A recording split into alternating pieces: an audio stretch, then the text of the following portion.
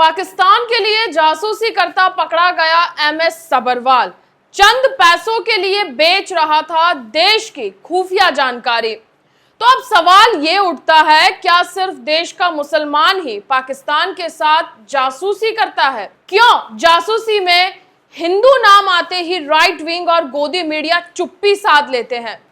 और क्या भारत की गोपनीय जानकारी की कीमत सिर्फ चंद पैसे और न्यूड तस्वीरें हैं? पैसे और निजी तस्वीरें के बदले कथित जासूसी का गंदा खेल अब सबके सामने आ गया है। ड्रोन ट्रायल की वीडियो रिकॉर्डिंग पहुंच गई है पाकिस्तान के पास और चैट हिस्ट्री से खुलेंगे और बड़े राज। आखिर पाकिस्तान की जासूसी में आरएसएस और बीजेपी के ही लोग क्यों होते हैं? इन सवालों की सच्चाई जानेंगे आज इस वीडियो में। नमस्कार, मेरा नाम है जैनिशा और आप देखना शुरू कर चुके हैं दो बोल। मुस्लिमों से देश की भक्ति के सबूत मांगे जाते हैं, मगर कभी अपने हिंदुओं से भी देशभक्ति के सबूत मुझे लगता है मांगना चाहिए। एक मुसलमान पर देश के साथ गद्दारी करने का आरोप लगाना मुझे लगता है बहुत आसान हो सकता है। हमें ये चश्मा पहनाया गया है कि जिससे हमें सिर्फ ये दिखाई देता है कि मुसलमान ही सिर्फ गद्दारी कर सकता है या पाकिस्तान के साथ अपने देश की जो खुफिया जानकारी है वो साझा कर सकता है। शायद लोग उन हिंदुओं के नाम बहुत जल्दी भूल जाते हैं जिनका पाकिस्तान कनेक्शन सामने आता है, और मुसलमान आपको उसके नाम और उसकी जन्म तारीख के साथ याद हो जाता है या तो फिर आपको याद करवाया जाता है।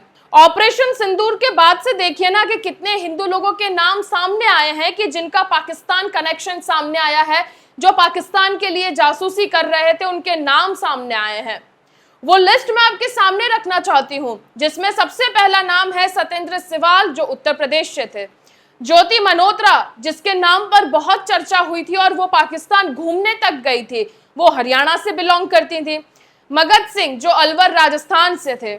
प्रकाश सिंह उर्फ बादल, पंजाब से। गुरप्रीत सिंह उर्फ गोपी फौजी, पंजाब से। अजीम आजाद राजपूत, उत्तर प्रदेश से। ये सब वो नाम हैं जो ऑपरेशन सिंदूर के बाद हमारे सामने आए, जो कि पाकिस्तान के साथ खुफिया जानकारी शेयर कर रहे थे, जिसमें ज्योति मल्होत्रा का नाम बहुत ज्यादा सामने आया था कि वो वीडियो के जरिए, जो वीडियो वो यहाँ पर बनाती थी, वो पाकिस्तान के साथ साझा करती थी कि जिससे इंडिया में किस तरीके का मूवमेंट हो रहा है वो सारी जानकारी वहां पर दी जाए। ये कोई मुस्लिम तो नहीं है, ये तो सारे हिंदू नाम है। वहीं दूसरी ओर पाकिस्तान का एक जासूसी नेटवर्क के आरोप में भी कई हिंदू व्यक्तियों के नाम आए थे। ये घटना कुछ सालों पहले घटित हो चुकी है, जिनके नाम इस मुताबिक थे कि राज वाल्मीकि, शिवा वाल्मीकि, ऋतिक गंगवार, गणेश, विवेक, गगन कुमार प्रजापति, दुर्गेश निषाद। ये सब नाम अगर आप गूगल पे सर्च करेंगे तो किन किन चीजों में इन पर आरोप लगे थे और कैसे इन्हें गिरफ्तार किया गया था, वो सारे सबूत आपको मिल जाएंगे। ये सारे वही नाम हैं हिंदुओं के जो पाकिस्तान के लिए इंफॉर्मेशन जुटा रहे थे, जो यहाँ से इंफॉर्मेशन जुटाकर उन्हें वहां दे रहे थे सिर्फ और सिर्फ चंद पैसों के लिए। लेकिन आज की जो घटना है उस पर बात करना बहुत जरूरी है। क्यों? क्योंकि इस देश में देशभक्ति धर्म, जात, मजहब और संप्रदाय से तय नहीं होनी चाहिए, जो कि इस देश में हो रही है। क्योंकि देशभक्ति आपकी नीयत से साबित होती है कि वाकई आप अपने देश के लिए कुछ करना चाहते हैं कि नहीं। इन सब नामों में अब एक नाम और शामिल हो गया है। इस जासूसी कांड में एक नाम और जुड़ गया है और वो नाम है IAF wing commander MS Sabharwal का। जैसे मुस्लिमों के नाम पर नेशनल मीडिया में डिबेट हो सकती है, चिल्ला चिल्ला कर उन्हें बदनाम किया जा सकता है, लेकिन जब किसी हिंदू का नाम आता है तो राइट विंग और गोदी मीडिया पूरी तरीके से शांत हो जाता है। IAF wing commander MS Sabharwal पर यह आरोप लगे हैं कि उन्होंने ड्रोन यूनिट की संवेदनशील जानकारी पाकिस्तान के साथ साझा की है। सोचिए, जिस जानकारी को रखने के लिए सरकार इतना पैसा खर्च करती है, सालों मेहनत करती है, वो जानकारी सिर्फ चंद पैसे और न्यूड तस्वीरों की लालच में दुश्मन के हाथ में दे दी जाती है। ये मुद्दा बहुत गंभीर है, लेकिन इस पर कोई बात नहीं करेगा। हाँ, अगर इसमें किसी मुसलमान का नाम होता तो शायद ये नेशनल टॉपिक होता, तो शायद हो सकता था कि इसे देशभक्ति के अंदर कंसिडर किया जाता कि ये देखिए ये मुसलमान कैसा काम कर रहे हैं, अपने ही देश में रहकर अपने ही देश के साथ गद्दारी कर रहे हैं। लेकिन जब ये मामला सामने आता है तो पेपर में या न्यूज चैनल में एक छोटी सी हेडलाइन के तौर पर इसे चलाकर और इसे दबा दिया जाता है। इन आरोपों के साथ एक और आरोप लगाया गया है और वो है कि इन सब जानकारी के बदले में पैसे और न्यूड तस्वीरें मांगी गई हैं। किसकी तरफ से?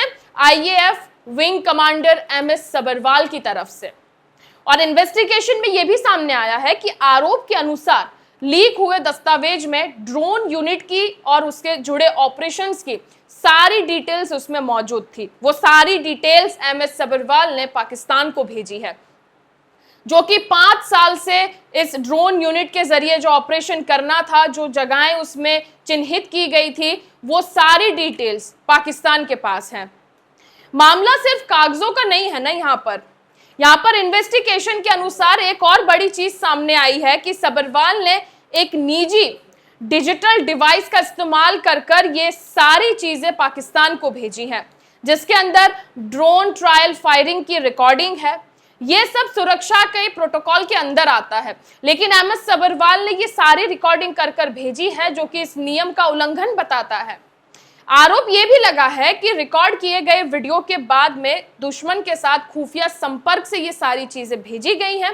इन वीडियोस में ड्रोन सिस्टम के ऑपरेशन, उनके परफॉर्मेंस से जुड़ी संवेदनशील जानकारी के जो हथियार भारत के पास है वो कितना काम कर सकते हैं, कितनी दूर तक इस ड्रोन से अटैक किया जा सकता है, इनके किन किन ऑपरेशंस में इनका इस्तेमाल हो सकता है, ये सारी जानकारी एमएस सभरवाल ने पाकिस्तान को भेजी है। एक कथित बातचीत में ड्रोन के लॉन्च होने और उसके टारगेट तक पहुंचने के लिए उसके समय की जानकारी तक भी उसमें नोट की गई है कि अगर कोई ड्रोन है तो वह अपने टारगेट तक कितने समय में पहुंचेगा, ऑपरेशन में उसका क्या हिस्सा रहेगा। ये सारी चीजों को इकट्ठा कर एमएस सभरवाल ने पाकिस्तान को भेजा है। इससे सिस्टम की जो अश्योरेंस की क्षमता है उसका भी अंदाजा लगाया जा सकता है। वहीं चैट की हिस्ट्री भी सामने लाने की बात हुई है कि चैट रिकॉर्ड में किस तरीके की बातें हुई हैं और जो चीजें सामने आई है उसमें बहुत ज्यादा गंभीर आरोप लगे हैं। आरोप ये लगा है कि सभरवाल और पीआईओ के बीच बातचीत में एक व्यवस्थित तरीके का पैटर्न देखा गया है और उसमें आदान प्रदान की जो सामग्री है वो भी बहुत व्यवस्थित तरीके से की गई है। इसमें अधिकारी ने कथित तौर पर पैसे और न्यूड तस्वीरों की मांग की है, जो चैट के जरिए सामने आया है। उसके बदले कुछ खास जासूसी संबंधी काम करने की बात भी उसमें कही गई है, जो कि एमएस सभरवाल पाकिस्तान के लिए ऑलरेडी कर रहा था। आरोप के मुताबिक धीरे धीरे सारी चीजें साझा की गई और जानकारी का दायरा बढ़ता चला गया। आप सोचिए कि इस देश की जो खुफिया जानकारी है उसकी कीमत सिर्फ और सिर्फ चंद न्यूड तस्वीरें और कुछ पैसे हैं। इसमें ड्रोन की यूनिट की जो संरचना है, वो उसकी ऑपरेशन की क्षमता, टारगेटिंग की प्रक्रिया और कैसे स्ट्रेटेजिकली इसको यूज किया जा सकता है, वो सारी चीजें इसके अंदर शामिल हैं। आप देखिए ना कि किस तरीके से एक जो विंग कमांडर है वो अपने ही देश के साथ गद्दारी कर रहा है, लेकिन वो हिंदू है इसलिए उसका नाम कहीं सामने उस तरीके से नहीं उछाला जा रहा है जिस तरीके से एक मुसलमान का नाम उछाला जाता है। मगर इसमें और भी नाम शामिल हैं। वो लिस्ट मैं आपके सामने रखना चाहती हूँ कि कैसे इसमें बीजेपी और आरएसएस के लोग शामिल होते हैं और कैसे भारत के ही खिलाफ ये लोग साजिश रचते हैं और चंद पैसों के लिए सारी जानकारी पाकिस्तान में पहुंचा देते हैं।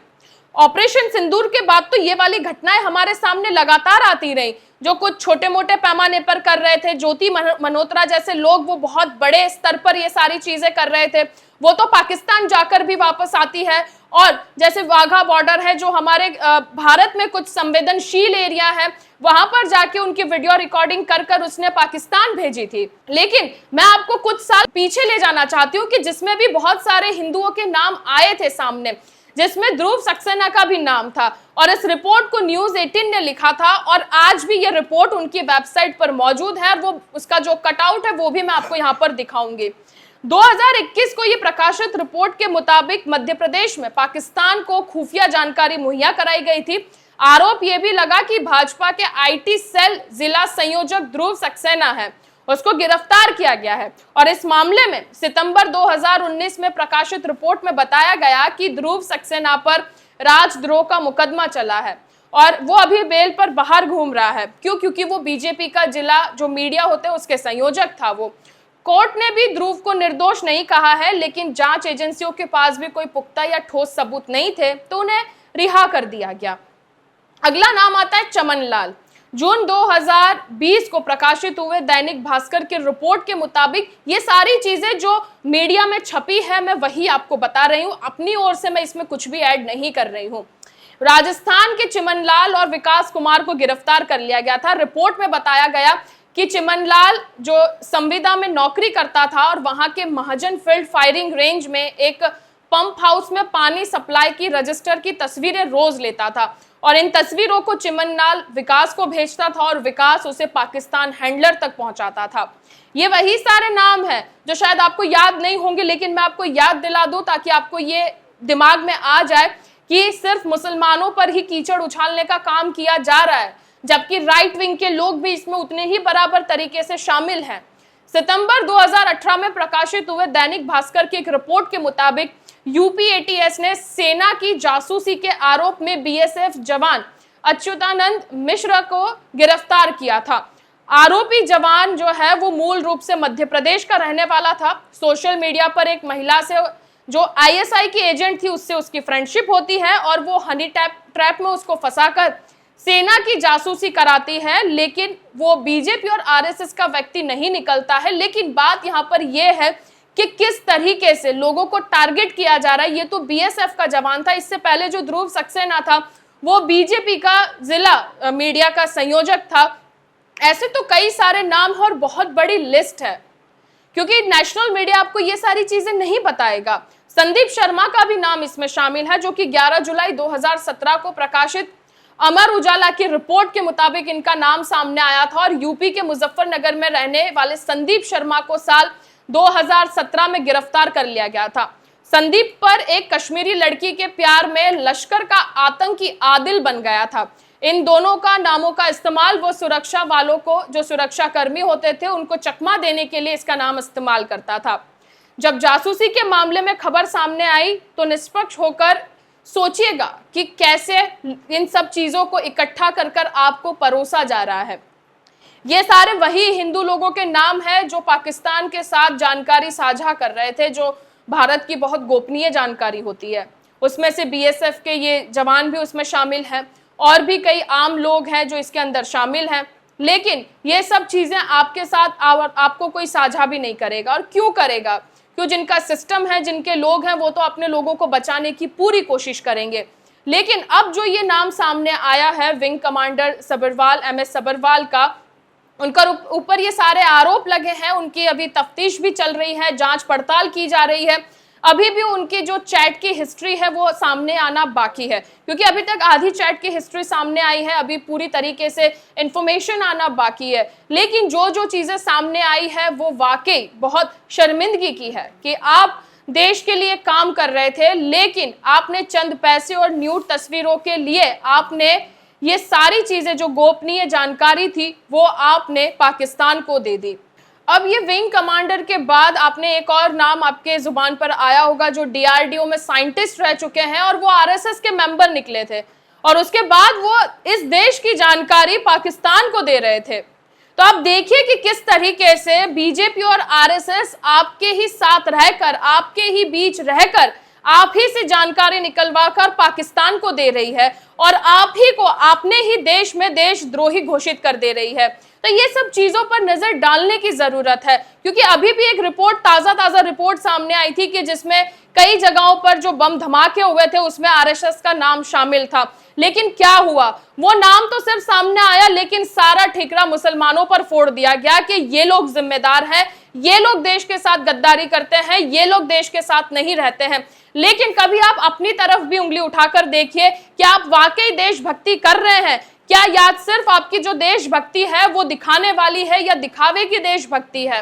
आप मंच पे चढ़कर ये सारे बयान तो देते हैं कि हम हिंदू राष्ट्र बना देंगे, हम ये कर देंगे, लेकिन क्या वाकई आप अपने देश के लिए उतना ईमानदार हैं जितने कि आप अपनी बातों से बताते हैं? तो इन्हीं सब चीजों पर गौर करने की जरूरत है। तो आज के इस वीडियो में बस इतना ही। मिलते हैं आपसे एक अगले वीडियो में, और हमारे चैनल को सब्सक्राइब करना मत भूलिएगा। अगर आपको ये वीडियो अच्छी लगती है तो इसे अपने दोस्तों के साथ भी शेयर करिए। तब तक के लिए नमस्कार।